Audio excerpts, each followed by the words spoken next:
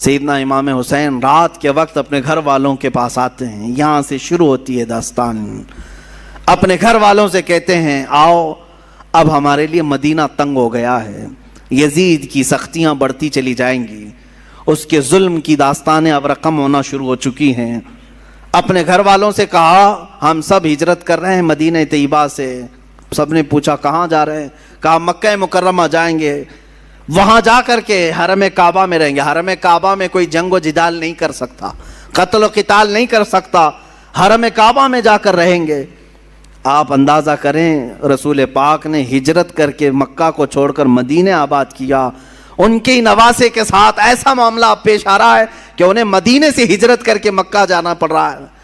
رات کے وقت اپنے گھر والوں کو اٹھایا اور جتنے لوگ تیار ہوئے ہیں اس میں اپنے عزیز خاندان کے لوگ تھے. مدینے سے پہلے کچھ ہی لوگ تیار ہوئے. آپ کی 2 بیویاں ساتھ میں تھیں, آپ کے شیرخوار بچے حضرت علی اصغر, آپ کے جوان بیٹے حضرت علی اکبر, آپ کے بھتیجے حضرت امام قاسم اور آپ کی بھتیجی اور آپ کی اپنی بڑی بیٹی حضرت سکینہ رضی اللہ تعالیٰ عنہا. یہ سب گھر والوں کا ایک قافلہ نکلا. پہلے تو یہ لوگ 12-15 کی تعداد میں تھے اور صبح کا وقت تھا جب مدینے سے یہ قافلہ نکلنے کو تیار ہوا. روضہ رسول پر میرے آقا کی بارگاہ میں امام حسین آئے.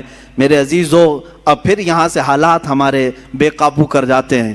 میں یہ چاہتا ہوں کہ اس بار کے بیانات میں اب ہم رونے دھونے کو فوقیت نہ دیں. غم حسین تو تڑپاتا ضرور ہے لیکن ہم اپنے جذبوں کو جوان رکھنا چاہتے ہیں اور ہم چاہتے ہیں کہ اب حسینی کردار ادا کرنے کا وقت آ جائے. ہمارے جوانوں میں پھر وہ غیرت بیدار ہو جائے کہ ہم دین کی خاطر ہر مصیبت کو اور مشقت کو اٹھانے کے لیے تیار ہو جائیں. حسین اعظم روضہ رسول پر آئے, میرے آقا صلی اللہ علیہ وسلم کو سلام پیش کیا اور درد بھری آواز سے کہا یا رسول اللہ, یا ابتا, اے میرے باپ. حضور کو اکثر وہ ابا کہہ کر کے ہی پکارتے تھے. میرے آقا کی بارگاہ میں پکار کر کے کہا آپ کے مدینے سے مجھے نکلنا پڑ رہا ہے, میرے لیے مدینہ تنگ کر دیا گیا, میرے چھوٹے بچے لے کر کے میں روانہ ہو رہا ہوں. یہ کیفیت تو میرے آقا ہی جانے. قبر اطہر سے اس حسین کو رخصت ہوتا ہوا دیکھ کر میرے آقا پر کیا گزر رہی ہوگی, جس کے گردن کو میرے آقا نے بوسے لیے, جس کو سونگھا کرتے تھے, جس کو دوش پر بٹھایا کرتے تھے, جس کو سجدوں پر اپنی پشت پر بٹھایا کرتے. اس حسین کی رخصتی یقیناً غم کا ماحول تو تھا. میرے آقا صلی اللہ علیہ وسلم کے روضہ اطہر سے نکل کر سیدہ کائنات فاطمۃ الزہرا رضی اللہ تعالیٰ عنہا جو جنت البقیع میں دفن تھیں ان کے روضے پر آئے. اپنی ماں کی تربت پر آپ نے لپٹ کر کے رویا اور رخصتی کی اجازت مانگی اور کہا آپ کا حسین اگر مدینہ چھوڑ رہا ہے تو صرف اس لیے کہ رسول اللہ کا یہ مدینہ خون سے آلودہ نہ ہو, مسلمانوں کا خون نہ بہے. میں مسلمانوں کا خون بہنا نہیں دیکھنا چاہتا اور مدینے کی حرمت کو پامال ہونے نہیں دینا چاہتا, مجھے اجازت دی جائے. حسین اعظم نے اپنی ماں سے اجازت لی, اپنے چھوٹے بچوں کا ایک قافلہ لے کر نکل پڑے. میرے عزیزو گھر والوں کا قافلہ جب مدینہ چھوڑ رہا ہے کیا کیفیت ہوتی ہے.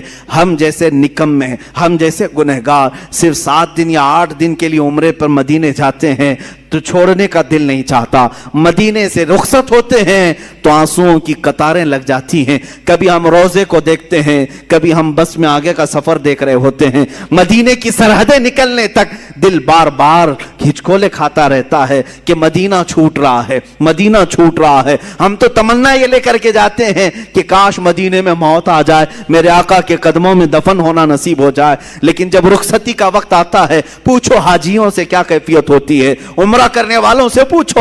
مدینے سے جب رخصت ہو کر کے آتے ہیں میں نے خود دیکھا ہے حاجی کبھی کھمبوں کو پکڑ رو رہے ہوتے ہیں, کبھی دروازوں کو پکڑ کر, کبھی چمٹ کر کے اور بوسے دے کر کے رخصتی لے رہے ہوتے ہیں. حسین اعظم کا کیا حال ہوگا جن کا بچپنا اس مدینے میں گزرا ہے, جنہوں نے رسول اللہ کو نمازیں پڑھاتے وہاں دیکھا ہے, میرے آقا کو اللہ کی قرآن کی آیتیں سناتا ہوا انہوں نے وہاں دیکھا ہے, حدیثیں میرے آقا کی انہوں نے سنی ہیں, جن کا کھیلنا کودنا اس مدینہ طیبہ میں گزرا ہے جہاں میرے آقا صلی اللہ علیہ وسلم ان کے گھر آیا کرتے, جبرائیل ان کے گھر اترا کرتے. یہ ساری یادیں چھوڑ کر کے حسین اعظم ہجرت کر رہے تھے۔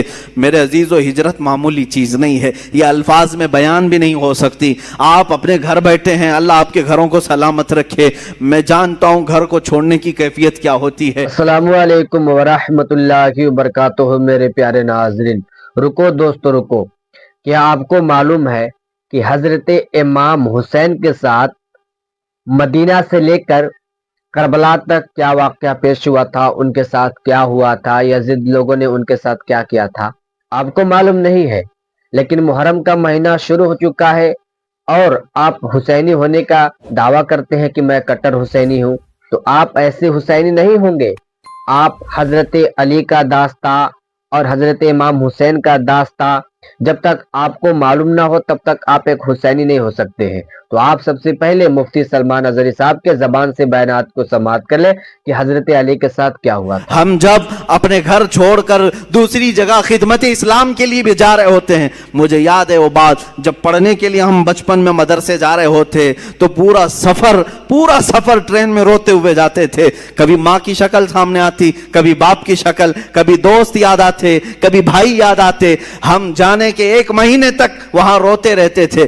ہمیں معلوم ہے گھر کو چھوڑنے کی کیفیت کیا ہوتی ہے، اور وہ حسین اعظم اپنے اس مدینہ رسول کو چھوڑ کر جا رہے تھے جہاں ان کی ہزاروں یادیں تھیں، جہاں ان کی ہزاروں یادیں میرے آقا سے وابستہ تھیں۔ حسین اعظم کی ہجرت پر لاکھوں سلام۔ انہوں نے اگر ہجرت کیا بھی ہے تو دین مصطفیٰ کے لیے کیا ہے۔ اے جوانوں، تم سب اس بات کو یاد رکھ لینا، اگر مصطفیٰ کے دین پر کبھی آنچ آئے، اگر وطن چھوڑنا پڑے، ہجرت کرنا پڑے، تو ہجرت کو بھی ہم برداشت کر سکیں، اس لیے کہ صرف اور صرف دین کے لیے جس نے ہجرت کیا۔ وَمَن يُهَاجِرْ فِي سَبِيلِ اللَّهِ، اللہ قرآن میں فرماتا ہے جو اللہ کی راہ میں ہجرت کیا، اگر بیچ راستے بھی اس کی موت آ جائے، اللہ اس کا اجر تیار کر رکھا ہے۔ ہجرت کا بڑا اجر و ثواب بھی ہے۔ میرے عزیزو، دین مصطفیٰ کے لیے یہ اٹھایا حسین اعظم نے، سارا کشٹ، ساری